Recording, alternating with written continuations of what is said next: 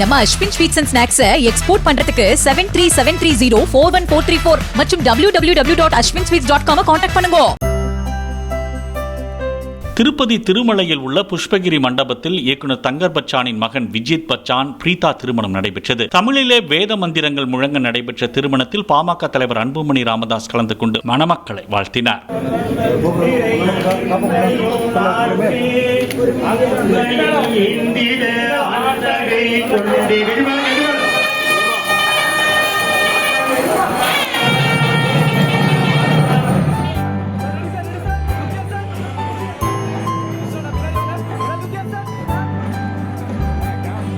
நம்ம Ashwin sweets and snacks export பண்றதுக்கு 7373041434 மற்றும் www.ashwinsweets.com கான்டாக்ட் பண்ணுங்க.